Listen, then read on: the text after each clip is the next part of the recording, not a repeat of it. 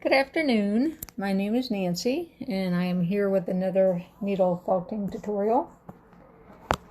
Bear with me a moment, trying to balance my phone here.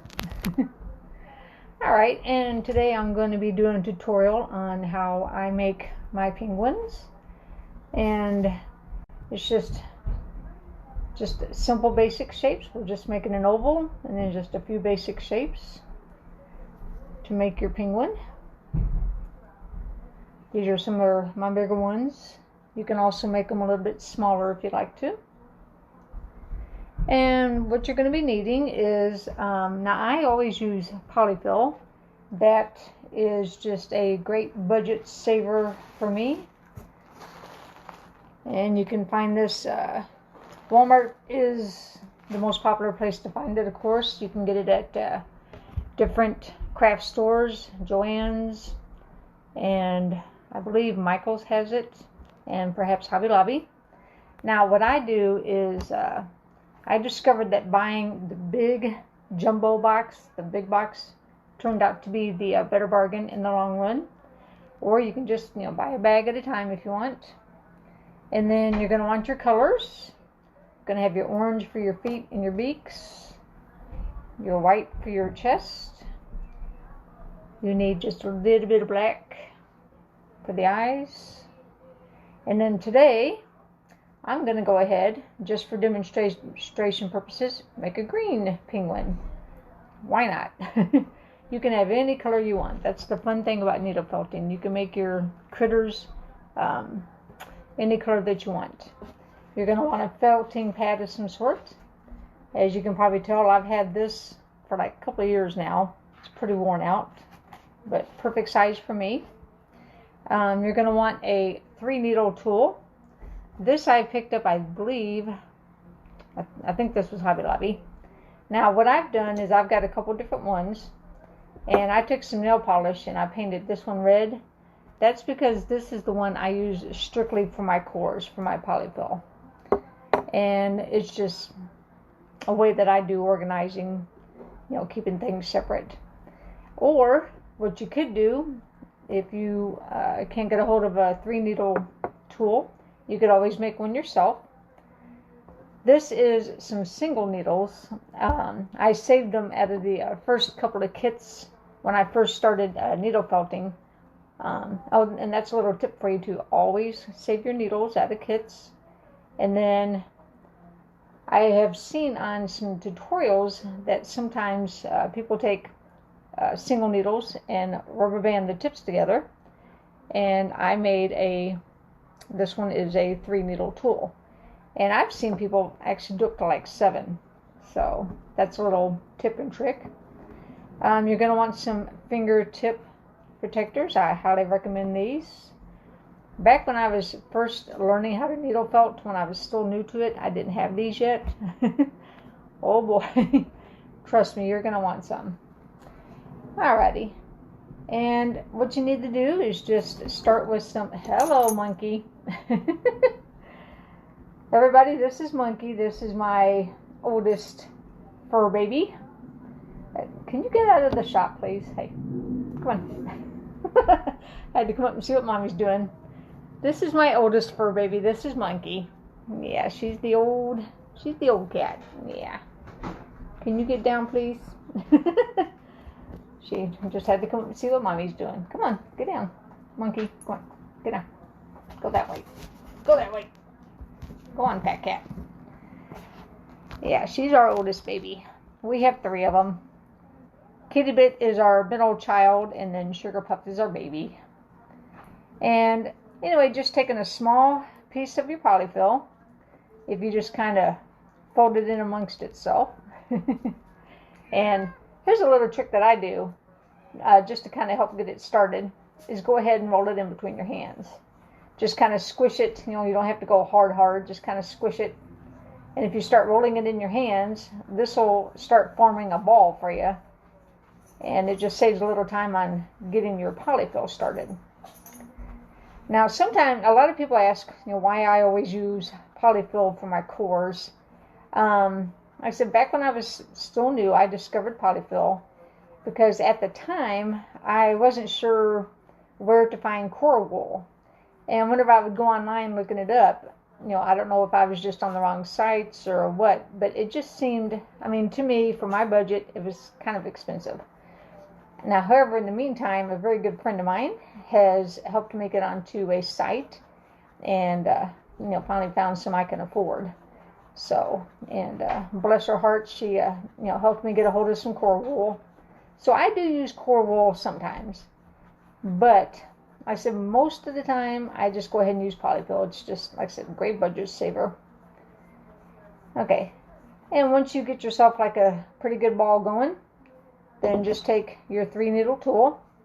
Now the trick with polyfill too is to go ahead and just keep rotating. You just want to rotate, rotate, rotate.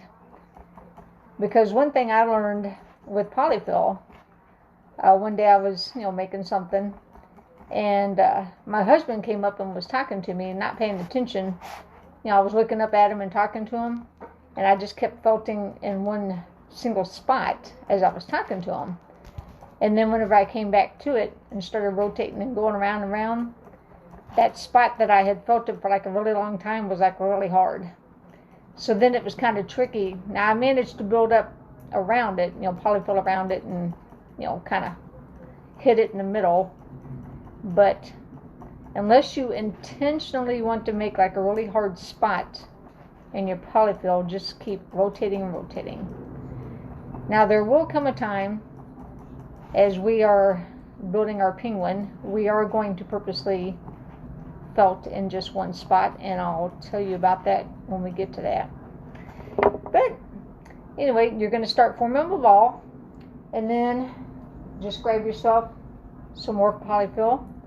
Now what I do is, you could take a big chunk and cover that, but it actually takes longer to cover. So what I do is if you do just a little bit at a time, and just hold it down, and like I said, rotate, rotate, just hold the fluff down, and it'll eventually start building a ball. And the more polyfill you just keep adding and adding, then the bigger and bigger it'll get. Okay, now normally I would do this a lot longer, but like I said, just keep building and building, and eventually you'll get up to like, pretty good, ball size.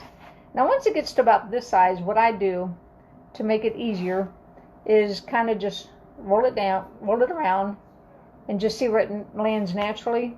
Then what I do is pick it up, flip it over, and just start felting down in one spot. And this is what I was talking about. Now this, by felting it down in just one spot, will give you some flatness. And then that way, it just makes it easier for your penguin to stand up, because you got a flat bottom.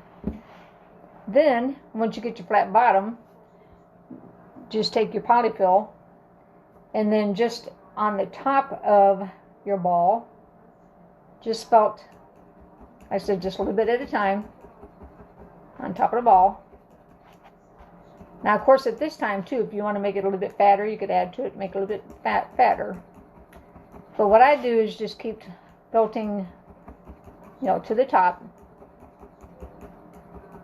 Okay, and what you want to do is just build up, and build up. And then finally, by just building up and up and up, you'll start getting your penguin shape that you want. Okay, one moment. I think I've got to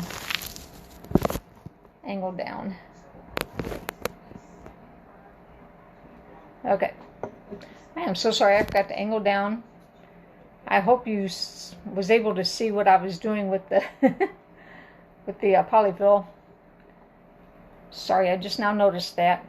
I said take a small piece, roll it in your hands, roll it in your hands. Get a little bit of a ball going, and then, like I said, in between your fingers, just start felting, rotating, rotating. All right. And then just keep, like I said, just keep rotating and rotating. And then, like I said, once you get to your ball shape, make sure you flatten your bottom. And then just build up and up, okay? I am so sorry I forgot to angle my camera down. I hope you caught all that.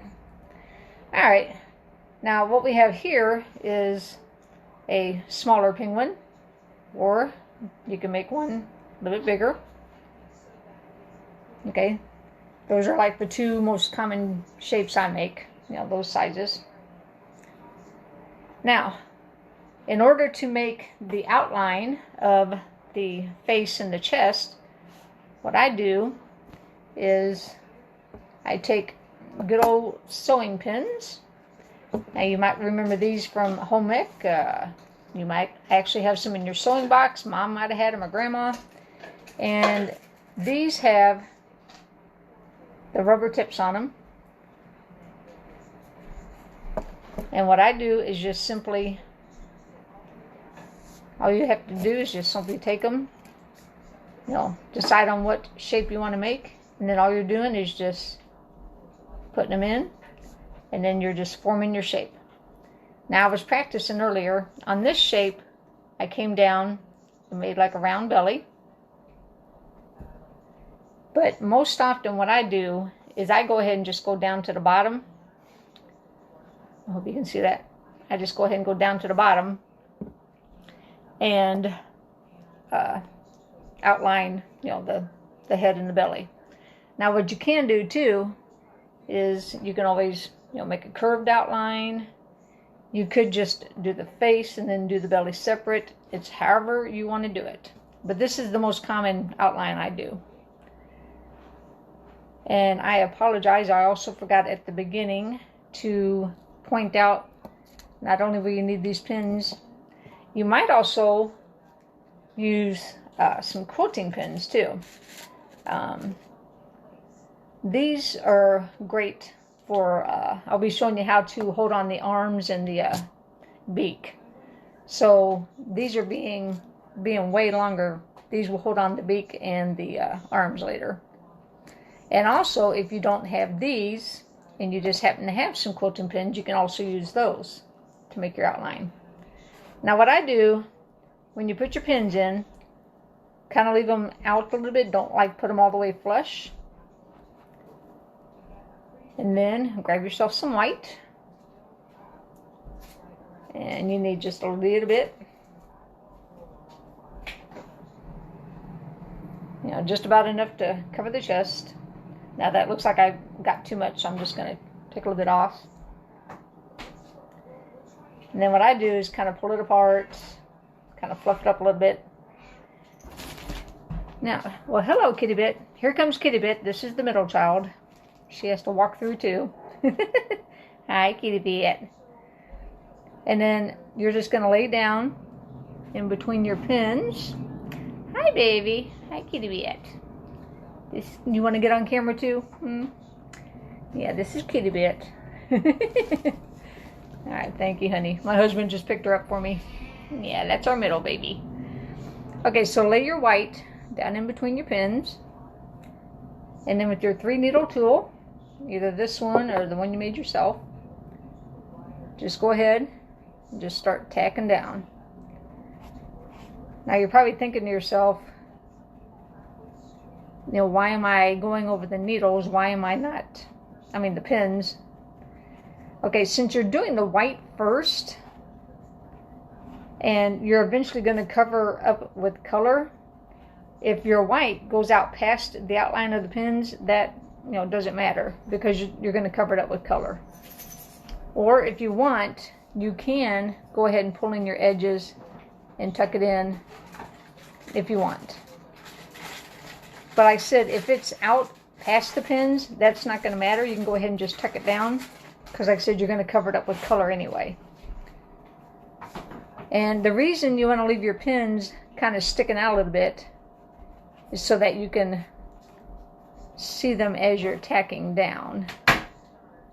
If you put them too far in to your core, and then you start tacking down, you might actually float them into the core, and then you're going to have fun trying to dig them out. Okay, I went over the edge just a little bit too much here, so I'm just going to pull it off a little bit. There we go. And what I'm doing is I'm pulling from the edge There we go. Hope you can see that. And what I'm doing is tucking down inside the border of the pins. Alright, and this will take a minute.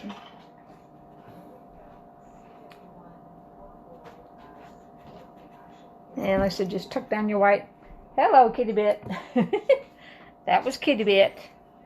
She's our little baby. Yeah. I had to come up and see what Mommy's doing. I know. I know. Yeah, Mommy love it. Yeah. Okay, did you get on camera? Yeah? Okay. She got on camera. She's happy. Thank you, honey. Alright. And all I'm doing is, like I said, needle felting down your white inside the pins. And see, like right there, I pushed that pin in a little bit too far.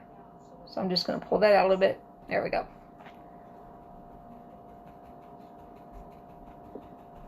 Alright, now normally I would do this like a lot longer, but just for demonstration purposes, I'm just going to do this kind of quickly for you.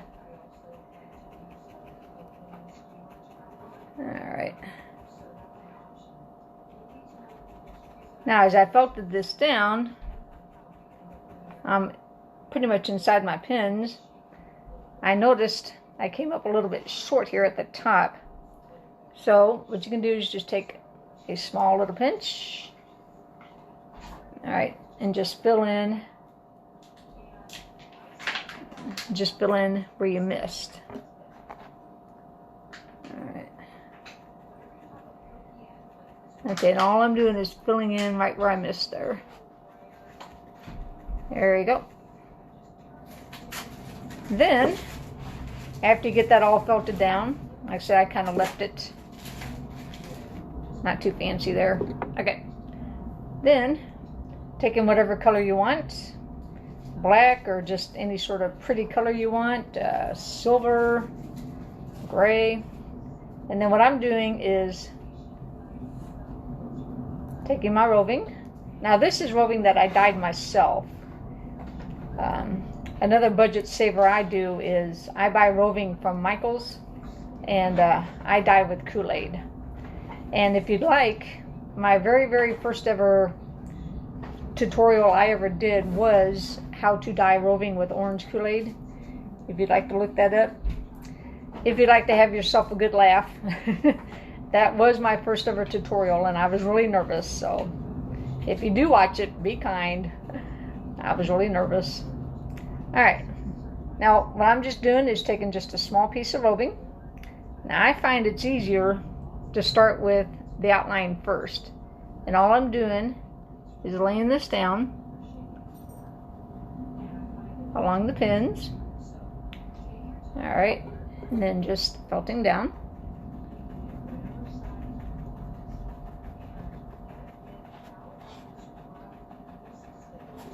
I said normally I would do this like a lot longer, but I'm just doing this quickly just to show you the basics of how to do it. Alright. And all I did was follow the outline of the pins. And then coming up here at the top, you might want to take even a smaller piece. Now right there where your pins form the V, you can actually like bend the wool, kind of form a V. It's kind of tricky. And then just take your felting needles, and what I'm doing is I'm just pulling this down into a V to match the outline of the pins. And that's basically all you're doing is just take a little bit of color at a time. You know, try not to do like a big old swatch at once. But I find, like I said, like doing the outline first, okay, is a lot easier. Now what I did here is my V isn't exactly perfect, so what you can do is take your single needle,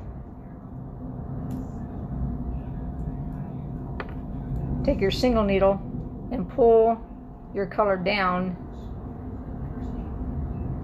into the shape of the V. And also, as you're going around your outline of your pins, your single needle will come in handy for pulling. Okay, say like if my green had gone over the edges, you would take your needle and pull what had gone over the edges. All right, now right there I missed a spot, so just taking just a little smidgy, when we're talking just a smidge, just laying it right there where I missed. And then you can take your single needle if you want, or take your multi-needle, which is faster. And that's basically all you're doing, is just follow the outline of your pins. And like I said, take your single needle, and any place that you went over the outline of the pins, just pull it back and line it up. All right. I'm sorry, I know this looks messy. I said normally, obviously you want to do this, like, do it a lot longer. Okay, then on your bottom, what I do is go ahead and just take a piece, just big enough to cover my bottom. Like I said, pull it apart, kind of fluff it up.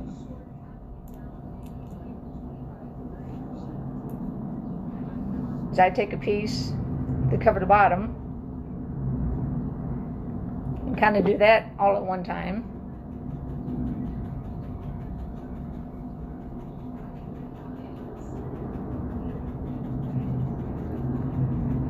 And that's basically all you're doing, is just follow the outline of the pins.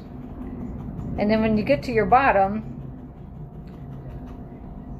make sure you do it like really good, because you want to get back to where you're flat again, so that your guy will stay standing up.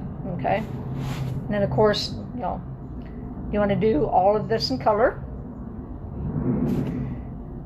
Alrighty, now just to save time, I'm not going to cover the whole thing, but I'm going to go ahead and move on to your next couple of steps. Alright, let's go ahead and I'll tell you what, we will do the eyes next. And to make your eyes, you need just a little bit of black. And we're talking just, even that might even be too much. And then just take it and just roll it in between your fingers, like you're rolling a pebble. And just like make a pebble. And you can just pick where you want. And just felt that down. Okay, now what I did here was I made the eye like a little bit too big. But if you take your needle, just a second, sorry. Take your single needle and pull in from the edges, you can actually make that smaller. Okay, I hope you can see that. But you can make that smaller. I made this a little bit big. Like I said, I had a little bit too much to start with. I probably could have used half of what I had in my hand there. But by pulling in the edge of it and tuck it in into the middle, you can make your eyes smaller. Alright. You know what, let's see what, I'm going to use just a little bit less this time. And let's see what that looks like on the other side. That'll give you a good idea of, okay, I'm rolling it into a pebble. Okay. Well, not a very good pebble. Get a little bit tighter here. There we go. Got the down. Alright. Now see how much... There you go. He looks cockeyed. But by using just a little bit less of the black, my eye is coming out a lot smaller. And I'm not having to do as much to, get it to the right size. So that's just one of those things you'll just have to practice and get the hang of. Back when I was still new to needle felting, I was on this snowman kick. I make snowmen all the time. And I used to grab way too much black. I mean, even more than I did on that eye. And I would just make the eyes like too big, and the buttons on the snowman too big. And it just took me lots of practice to get the hang of how much to grab. So there you go. Depending on what size eyes you want to make for your penguin, you can make them big, make them small. All right, and next I will show you the nose. And you just need your orange, and you need just a little pinch. Now, one thing with needle felting, whenever you're making stuff, like especially if you're doing details like this, always start out with a lot less than what you think. All right, and all I'm doing is kind of folding this amongst itself and just kind of like trying to make a triangle, which is tricky, but it can be done. And then what I do is just pinching it between my fingers, single needle. Now this will take time because it's small. And all I'm doing is trying to felt the shape of a triangle. Like I said, it is kind of tricky, but it can be done.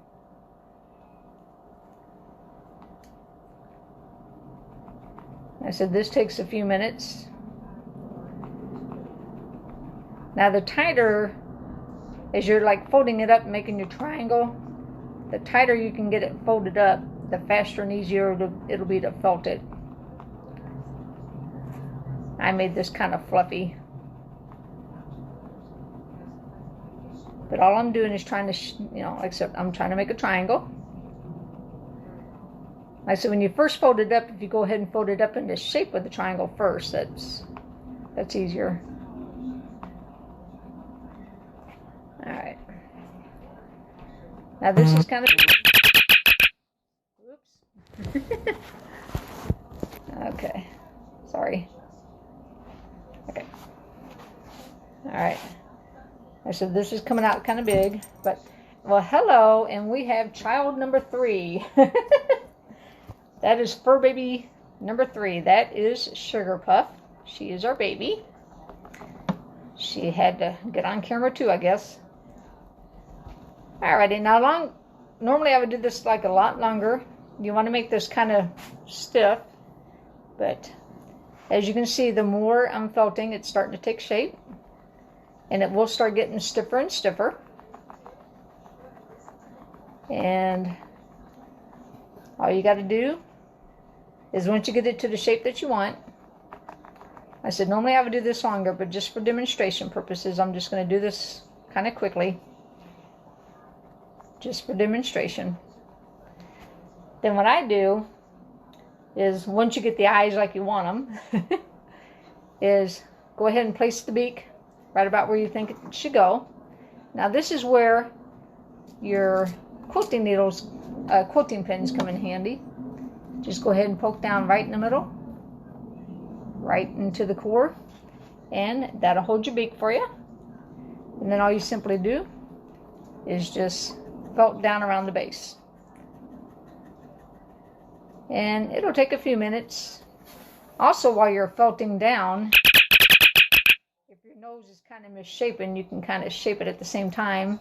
Just hold on to it. And all I'm doing is felting, we're talking like right into the base of it. Hope you can see that. And you want to make sure you get around the sides. And another thing too, if your orange is, out past the white, you can take your needle, pull that in and tuck that in. And that's just the basics of putting on a beak. It's really simple. And I said just make a triangle, felt it as tight as you want. Now I said this is like still kind of like fluffy and loose. What I could do is hanging on to it is go ahead and just felt it down some more, and I could make it tighter as I'm felting it in. Alright, and that's the basics of your beak. And then once you get a good grip, once it's felted on and holding on pretty good, just pull out your pin, and you can felt it down even more, make it even tighter. Alright, and And that's the basics, how you make your beak. Then, for your feet, it's pretty much the same concept. Just take a little piece. You don't need a very big piece at all. That even might be a little bit too much. And all I'm doing is rolling it, kind of folding it amongst itself. And just kind of hard to see, just kind of making like I'm trying to make an oval. Like I said, the tighter you can fold it amongst itself, the less you got to felt. There we go. All right. And what I did was I just kind of made an oval, kind of that shape. And with your single needle, you want to get this felted down. Out. Now be careful. You'll notice I'm not wearing my fingertip protectors as I'm doing this. That's because, just for me, I find it's easier to hang on to small parts like this without the fingertip protectors. My fingertip protectors I pretty much use for basically when I just do cores. Like I said, trying to do fine details like this, I mean, just me, it's kind of tricky trying to use the fingertip protectors. All right, now what you want to do is your felting is kind of like, hold this and pinch. I mean, try not to, pinch it flat, but make sure you give it a good pinch. All right, and as you're felting, it'll get stiffer and stiffer. And then, of course, always come around, make sure you come around to your ends, about that way. This is like the tip of the toes. And pretty much all you're doing is making yourself a good, foot size. Now what I do is I'll make both feet at once. I make both feet at once, and then I'll set the penguin on top, see about where I want them like sticking out a little bit. Sometimes they stick out a little bit further than other ones, like this one's kind of like tucked back in. And then what I do is, once I figure out where I want it, go ahead and you can pin it. Take either your little pin or a big pin. All right. Now what I do, you'll see that that's fuzzy. All you're going to do is, I'm just holding it right there where the pin is. Go ahead and start felting down. You can start felting down. And then take your fuzz here, pull it in with the needle, and you can make the rounded shape in the back. Sorry, I got to turn that to myself. Sorry, I hope you can see what I'm doing. But all I'm doing is taking the needle, pulling the fuzz, forming a round shape in the back. Okay. Hope you can see that. There we go. Okay, and then you just want to felt that down really, really, really good.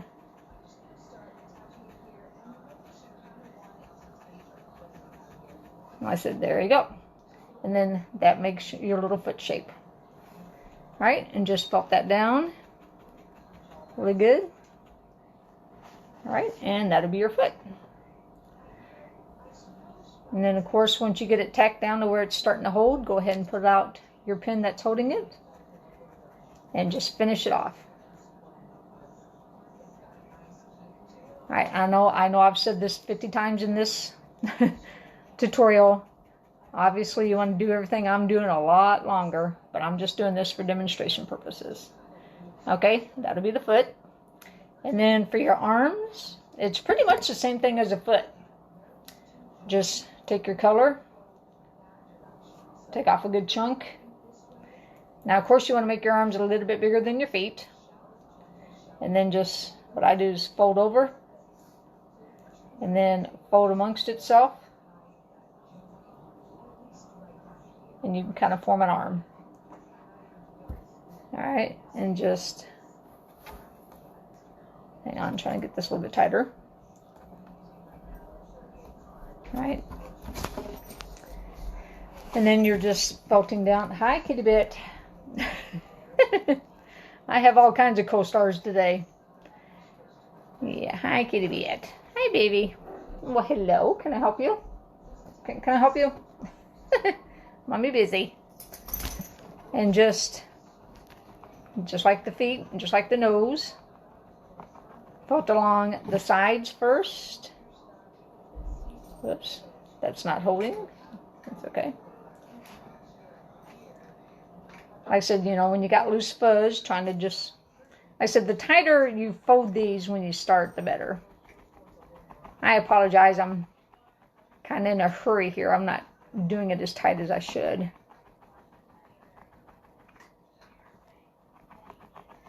But just for the sake of, you know, demonstration purposes, I'm kind of doing this a little bit faster than I normally do. I figured you guys didn't want to sit here for, you know, 2 hours watching me do a penguin, so I'm just doing a quick demonstration. I said I'm doing the end here. I said be careful, watch your thumb and finger. Then do the other side. I said obviously you want to get this, you know, as stiff as you want. I said this is like nowhere near done.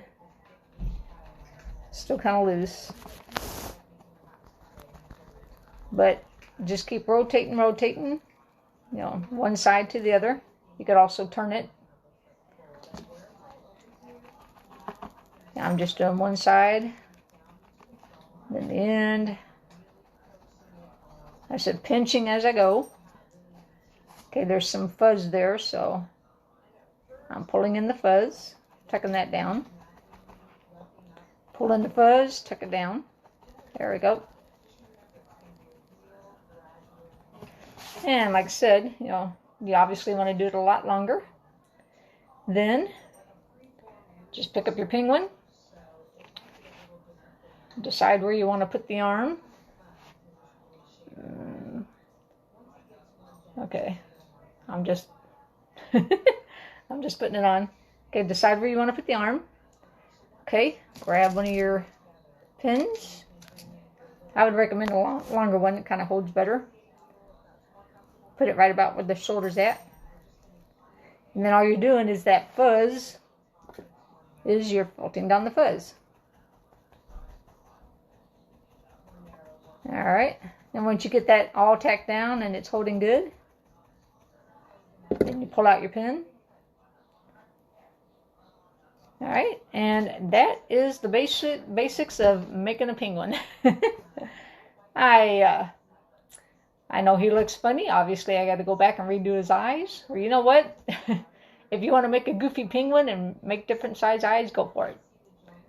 Alright. And that is the basics of how to make a penguin. Or at least my version of a penguin.